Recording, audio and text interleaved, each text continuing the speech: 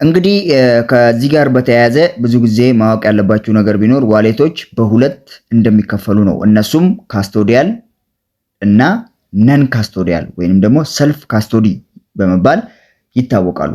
ዋሌቶች ወይንም የክሪፕቶ ከረንሲ ዋሌቶች ካስቶዲያል ዋሌት የምንላቸው ለምሳሌ እንደነ ባይናንስ ኢንተርናሽናል አይነቶች እንደነ ባይናንስ ኢንተርናሽናል፣ እነ ቢትጌት፣ እነ ቢትማርት፣ እነ ባይቢት፣ እነ ኦኬኤክስ የመሳሰሉት they are custodial wallets ናቸው ወይንም ደግሞ የክሪፕቶ ባንኮች ናቸው።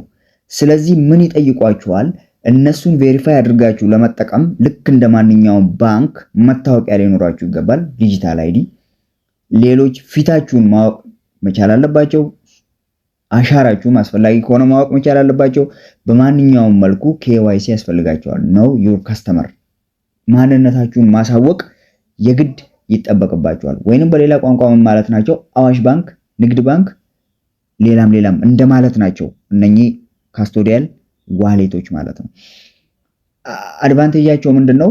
በየትኛውም ኔትወርክ ላይ ያለን አንድ ክሪፕቶ ከረንሲ ሸጣችሁ ወደ ፈለጋችሁት ኔትወርክ ላይ ደግሞ እንደገና መግዛት ትችላላችሁ። ምክንያቱም እነኚህ ነገሮች ገበያ ናቸው፣ የገበያ ማዕከልም ናቸው። እንደፈለጋችሁ የፈለጋችሁትን የኔትወርክ ኮይን እየሸጣችሁ ወደምትፈልጉት ዓላማ መመለስ ትችላላችሁ። ዲስአድቫንቴጃቸው ደግሞ ምንድነው? ከፈለጉ እነሱ ለምሳሌ አንድ ቢትኮይን ቢኖራችሁ 50 ቢትኮይን ከዛ ወደ ሰልፍ ካስቶዲ ዋሌት ይልካለሁ ብትሉ አትልክም ብለው ሊከለክሏችሁ ይችላሉ። ልክ ንግድ ባንክ 10,000 ብር በላይ ማውጣት አትችሉም እንደሚላችሁ ማለት ነው ካስቶዲያል ዋሌቶች። ምክንያቱም የሚቀመጠው እነሱ ፕላትፎርም ላይ ነው፣ እናንተ እጅ ላይ ሳይሆን እነሱ ፕላትፎርም ላይ ነው የሚቀመጠው። እናንተ ባዘዛችሁት ቁጥር እነሱ እያዩ በብሎክቼን አማካኝነት ገንዘባችሁን ያንቀሳቅሱላችኋል እንጂ የምትገኙት በእነሱ ቁጥጥር ስር ነው ማለት ነው። ካስቶዲያል ዋሌት ከሆነ ምሳሌዎቹ እነማን ናቸው? ባይናንስ፣ ኦኬኤክስ፣ ባይቢት፣ ቢትጌት፣ ኢቲሲ በጣም ብዙ ፕላትፎርሞች ስላሉ። ነን ካስቶዲያል ዋሌት የምንለው ደግሞ ራሱ በሁለት ይከፈላል። ኮልድ ዋሌት እና ሆት ዋሌት በመባል በሁለት ይከፈላል ማለት ነው። ኮልድ ዋሌት የምንለው ሌጀር ነው፣ ከሰርኩሌሽን ውጪ ዲቫይስ ነች። ፍለሽ የምትመስል ዲቫይስ አለች፣ እዛ ላይ ነው ክሪፕቶ ከረንሲያችሁን የምታስቀምጡት ማለት ነው። ትሸጣለች ለብቻዋ ዲቫይሷ። ከዛ በኋላ ከሰርኩሌሽን ውጪ ነው የሚሆነው። አድቫንቴጁ ምንድነው? በተአምር ሃክ ሊደረግ ወይም ሊሰረቅ አይችልም። ሁለተኛው ደግሞ ወይም ሆት ዋሌት የምንለው ደግሞ እነኚህን ካስቶዲያል ዋሌቶች ናቸው። እነ ትረስት ዋሌት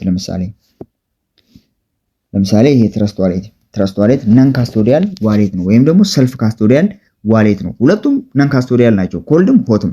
ግን ይሄኛው ከኮልድ ዋሌት የሚለይበት ምንድነው? ሆት ዋሌት ነው።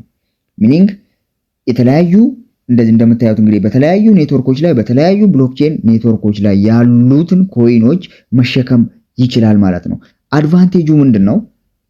ሰልፍ ካስቶዲ ነው። የምትመሩትም የምታንቀሳቅሱትም እናንተ ናችሁ። ሌላ ማንም ሰው ይሄንን ዋሌት የሚያንቀሳቅሱ የለም፣ ሲድ ፍሬዛችሁን ሰው እስካላገኘ ድረስ። ሲድ ፍሬዛችሁን ካገኘ ግን ማንም ሰው ሊዘርፋችሁ ይችላል። ነገር ግን ልክ እንደነ ባይቢት ይሄን ያህል ቢትኮይን ስላለ አታወጣም የሚል ሰው የለም። በሌላ መልኩ ዋሌት ላይ ያስቀመጣችሁት ማለት ክሪፕቶ ከረንሲያችሁን የሆነ ሰው ፕላትፎርም ላይ ሳይሆን የምታስቀምጡት ብሎክቼኑ ላይ ነው። ያን ሲድ ፍሬዝ በእጃችሁ እስካላችሁ ድረስ የፈለጋችሁት ቦታ ባክአፕ አድርጋችሁት አሴቶቻችሁን ወይም ገንዘቦቻችሁን መጠቀም ትችላላችሁ ማለት ነው። አድቫንቴጁ ይሄ ነው። ዲስአድቫንቴጁ ምንድነው? ሲድ ፍሬዛችሁን ማንም ሰው በቀላሉ የሚያገኘው ከሆነ ገንዘባችሁን ሙሉ ለሙሉ የማውጣት አቅም አለው ማለት ነው። የእናንተ አሴት የሚንቀሳቀሰው ብሎክቼኑ ላይ ስለሆነ የብሎክቼኑን ኪ ካገኘው አንድ ሰው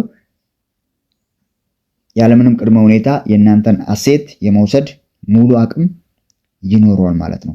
ይሄንን ካልን ወደ ዋና ጉዳያችን ስንገባ ላይክ እና ሰብስክራይብ ማድረግ እንዳትረሱ።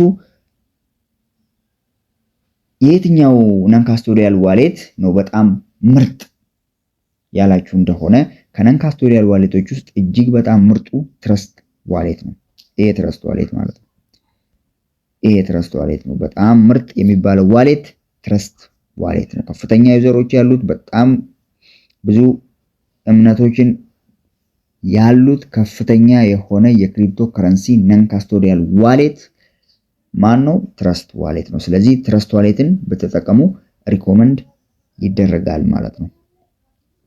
ከዚሁ ጋር ተያይዞ ግን ነን ካስቶዲያል ዋሌትን ስትጠቀሙ እያንዳንዱን ከረንሲ በራሱ ኔትወርክ ነው መጠቀም የምትችሉት። ለምሳሌ BNB ቼን ላይ ያለን ኮይን ወደ USDT TRC ወይም ወደ ትሮን ኔትወርክ ቀይርልኝ ማድረግ ዋሌት ላይ አይቻልም። ፕላትፎርም ላይ ግን ወደ ፈለጋችሁት ሸጣችሁ እዛው ጋር ሴል ብላችሁ እንደገና መልሳችሁ የፈለጋችሁትን ኔትወርክ ላይ ያለውን ኮይን መግዛት ትችላላችሁ ማለት ነው። ጥያቄዎች ካሏችሁ ኮሜንት ላይ አስቀምጡልኝ።